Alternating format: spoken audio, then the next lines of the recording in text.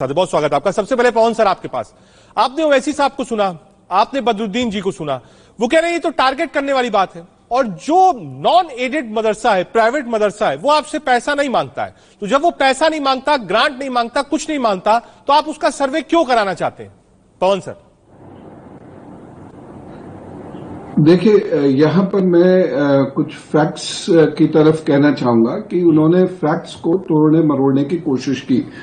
पहली बात तो जहां उन्होंने कहा कि आरएसएस के लोग घुस गए और ऐसे किया वैसे किया, दरअसल में कुछ एक चीजें सेंटर ऑफ कन्वर्जन बन चुकी हैं और वहां पर अक्सर इस प्रकार की समस्याएं सामने आती हैं। दूसरी जो चीज है, मेघवाल जी जिसका वो जिक्र कर रहे हैं, ये राजस्थान का केस है, ये उत्तर प्रदेश का केस नहीं है। ठीक है, जालौर राजस्थान का केस है।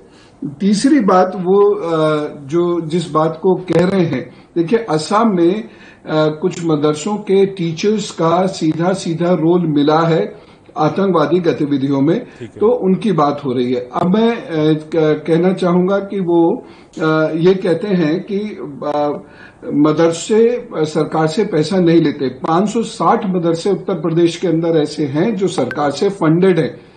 और दूसरी चीज यह है, कोई भी संस्था होती है, कोई भी संस्था चलती है, तो वह रजिस्टर्ड होती है भारत सरकार के साथ या प्रदेश सरकार के साथ, तो ये उसको रजिस्टर करने की एक कवायद है। दूसरी चीज, माननीय मंत्री जी ने यह भी कहा कि इससे टीचर्स को भी फायदा होने जा रहा है, तो हमें थोड़ा सा धैर्य रखना चाहिए और इसे हिंदू मुस्लिम इशू ना बनाकर प्रशासनिक मुद्दे के रूप में देखना चाहिए। ठीक है सर। पवन सर, ये रिप्लाई सामने है, कह रहे साहब 75 साल में क्या कोई आंकड़ा नहीं है आपके पास? क्या 24 की लड़ाई है, फिर वही हिंदू मुसलमान कराना है, यही आरोप है पवन सर?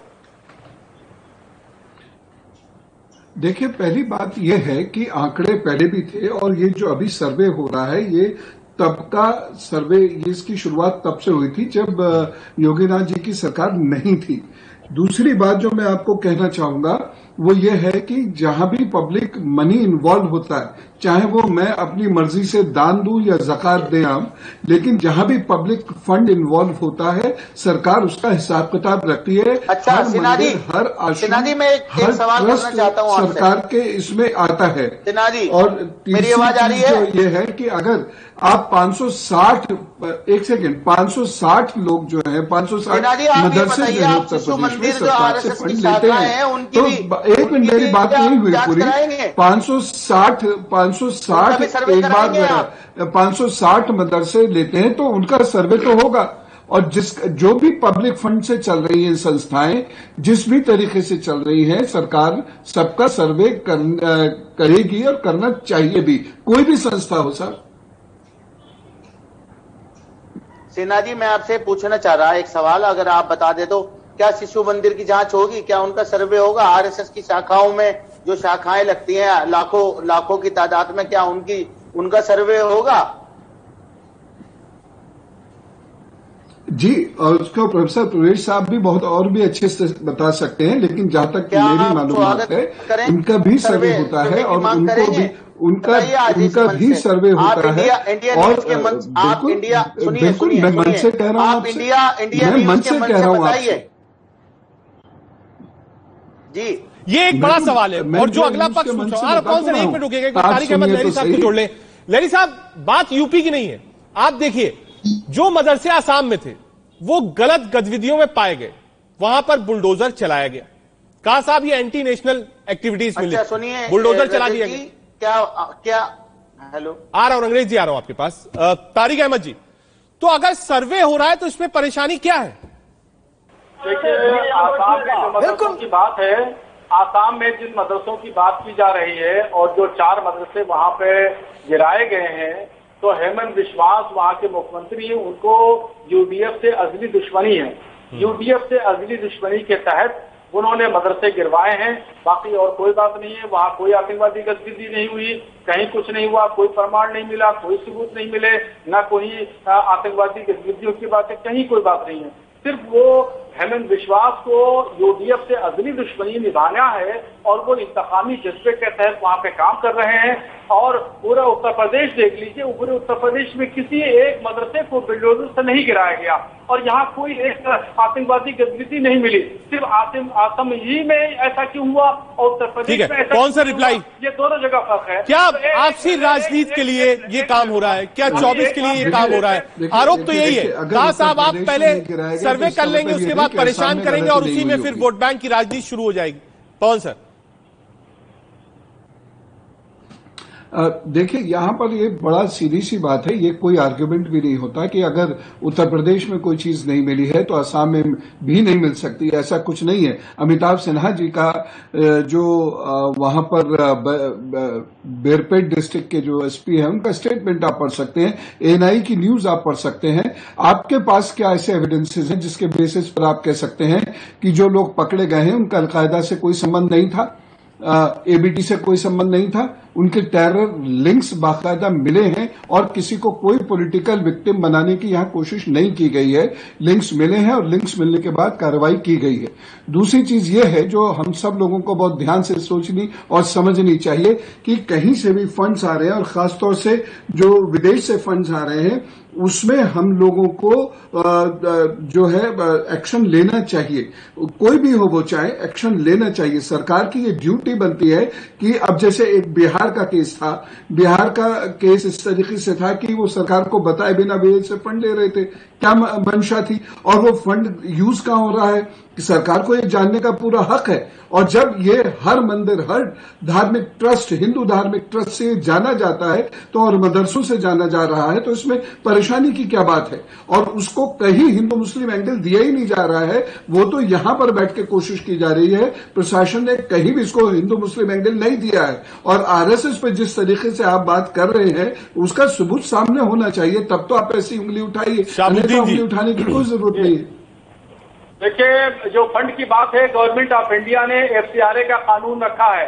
एफसीआरए का कानून जब बनाया है तो एफसीआरए कानून के तहत कोई भी फंड लेता है उस फंड के तहत में आता है, वो जायज फंड होता है और नंबर 1 का होता है और समाज के हित के लिए काम किया जाता है, नंबर 1। नंबर 2, ये कोरोना काल फर्स्ट से पहले मोहम्मद बिन सलमान वली है सऊदी अरब, यहाँ पर इंडिया में आए थे, प्रधानमंत्री के साथ मीटिंग की और कई हजार करोड़ डॉलर उन्होंने इंडिया में दिया। तो वो पैसा आपने क्यों ले लिया? जब आप अरब कंट्रीज पे उंगली उठाते हैं और आतंकवाद के फंड की बात करते हैं, ये पैसा आपका जायज हो गया और गवर्नमेंट ऑफ इंडिया के कानून के तहत जो पैसा आ रहा है एफसीआरए के तहत, उस फंड को आप नाजायज कह रहे हैं। तो फंड तो आ रहा है आप ही के माध्यम से और आप ही के तहत आ रहा है और इसी कंट्री में लग रहा है और आप खुद ले रहे हैं, वली मोहम्मद बिन सलमान के जरिए ले रहे हैं। वो फंड कहाँ गया? अगर वो नाजायज फंड है, गैर कानूनी फंड है, तो आपने उसको क्यों ले लिया? उसको वापस कर देना चाहिए था।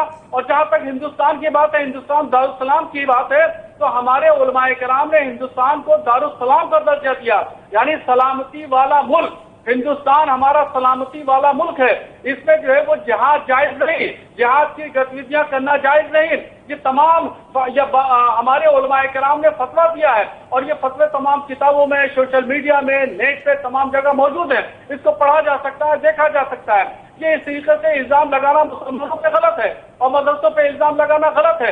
हम किसी पे इल्जाम नहीं लगा रहे हैं, न हम आरएसएस पे लगा रहे हैं, न विश्व हिंदू परिषद पे लगा रहे हैं, न बीजेपी लगा रहे हैं, हम किसी पे इल्जाम नहीं लगा रहे हैं। मगर हम ये बात कह रहे हैं, हमें तकलीफ इस बात की है कि आप लोग हमारे ऊपर इल्जाम लगाते हैं, मुसलमानों पे इल्जाम लगाते हैं, मदरसों पे इल्जाम लगाते हैं, मस्जिदों पे इल्जाम लगाते हैं। जहां तक वो जुलूस की बात कर रहे हैं कि राम मंदिर के निर्माण के लिए जुलूस निकाला गया, तो आप देखिए अभी खरगोन में क्या हुआ, दिल्ली में क्या हुआ, जो दंगे हुए तो वहां पे जुलूस लेके आ रहे थे और वो जुलूस में वहां रास्ते में मस्जिद पड़ी, उस मस्जिद में भगवा झंडा लहराने की कोशिश की गई। जब भगवा झंडा लहराने की कोशिश की गई तो मुसलमानों ने उसको रोका, जब मुसलमानों ने रोका तो हिंदू मुस्लिम टकराव हो गया और वही फसाद हो गया, यही वजह हुई। और अगर ये कोशिश भगवा झंडा लहराने की नहीं की जाती तो ये हिंदुस्तान में 2-4 फसाद नहीं होते। पवन सर रिप्लाई हुए ये बर्बाद हुए, ये हमारे हिंदुस्तान। देखिए, ये जो बात कह रहे हैं, पहली चीज ये है कि हम मुसलमानों पर इल्जाम लगा रहे हैं। कम से कम मैं तो ऐसा व्यक्ति नहीं हूं और मुसलमानों पर कोई इल्जाम नहीं लगा रहा। और अगर मदरसे की बात कर रहे हैं, एक प्रशासनिक कार्य की बात कर रहे हैं, तो फिर इसका मतलब ये नहीं होता कि हम मुस्लिम कौम पर उसके जो देशभक्ति है उस पर हम सवालिया निशान खड़ा कर रहे हैं। ऐसा नहीं है। मदरसे के प्रशासन से बात कर रहे हैं। दूसरी बात जो कह रहे हैं कि बाहर से जो पैसा आता है, जो बाहर से पैसा आता है उसको किस तरीके से यूज किया जाता है डिक्लेयर करना पड़ता है। मैं आपको बिहार के रफीक नाम के एक व्यक्ति का केस बताता हूं, और उसको उसी के कौम के लोगों ने ही ये ब्लेम लगाया था कि ये बाहर से जो पैसा आ रहा है ये इसका कोई डिक्लेरेशन नहीं दे रहा और हमें इसके बारे में कुछ नहीं पता। तो ऐसा नहीं है कि बाहर से पैसा आ रहा है वो नंबर 1 का ही हो गया। उसके और भी बहुत सारे सख्त प्रोसीजर्स हैं जो होम मिनिस्ट्री ने बनाए हैं और उस पर उसको सबको मानना पड़ता है। और ये हिंदू संस्थाओं को बहुत लंबे समय से मानना है। और ये सामने चीजें और कई चीजें मिली हैं। आप देखिए, जो डॉक्यूमेंट, विजन डॉक्यूमेंट 24 का मिला, गजवा हिंद मिला, ये सब उसी में है ना। सरतन से जुदा कहां से आया ना, लक्ष्य मिले कहां से आया? ये फ्रेज हमारा आपका तो नहीं था, कहीं से तो आया होगा ना, कहीं से फीड मिली होगी, किसी ने नरिश किया होगा। क्या ये सच नहीं है? साध्वी प्रज्ञा जो सांसद है वो आतंकवादी गतिविधियों में लिप्त होकर उनका पर मुकदमा नहीं चल रहा है, क्या ये सच नहीं है? कौन सर, कोर्ट ने भी माना है कि ऐसा नहीं है। अरे तो जांच एजेंसियों ने क्लीन चिट दी है। चलने का मतलब क्या? अब तो वो माननीय सांसद है, आप कैसे कहेंगे वो आतंकवादी है? हो गए क्या पवन सिन्हा जी? ऐसी बातें ना करिए, झूठ ना फैलाइए। देखिए, आतंकवाद की जहां तक बात आ रही है, साध्वी प्रज्ञा को आतंकवादी करार नहीं दिया गया है, कर्नल पुरोहित को भी नहीं दिया गया है। दोनों को बरी किया गया है, दोनों के खिलाफ कोई सबूत नहीं मिला। बिल्कुल बरी नहीं किया गया। जब सबूत नहीं मिल रहा, कोर्ट मायने अदालत जब छोड़ रही है, तो फिर कैसे कह देंगे हमको आतंकवादी? इलाज कराने के लिए बाहर आई थी और चुनाव लड़ रही, वो कैंसर का इलाज कराने के लिए बाहर आई थी। अरे गलत है, तथ्य गलत है। मैं क्योंकि हम लोग डाइवर्ट हो रहे हैं। यहाँ बात माइंडसेट की है, यहाँ बात मदरसे की है, यहाँ बात यह है कि मदरसे का मॉडर्नाइजेशन कैसे हो। हम कहाँ चले गए आप यही देखिए। आज तो वसीम रिजवी भी करने का तारिक भाई कहाँ ले गए आप डिबेट को? आप बताइए, रुकिए एक मिनट, शाहबुद्दीन साहब को लाएंगे। शाहबुद्दीन साहब, ये जो माइंडसेट है, ये माइंडसेट कैसे बदलेगा? सरकार पर आप लोगों का विश्वास कैसे कायम होगा, बताइए आप। जितने दिन गवर्नमेंट बने, वाइंड अप करना एक मिनट। पवन सर, संवाद तो होना चाहिए ना। अगर बातचीत ही नहीं होगी तो विश्वास कैसे पैदा होगा? संवाद ही नहीं है।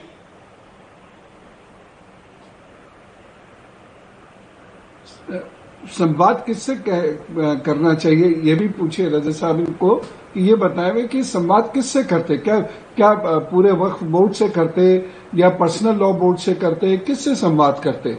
एक इंस्टीट्यूशन की गड़बड़ी के लिए एक आदेश दिया गया है, उस आदेश पर जिसको ऑब्जेक्शन होगा वो संवाद कर लेगा।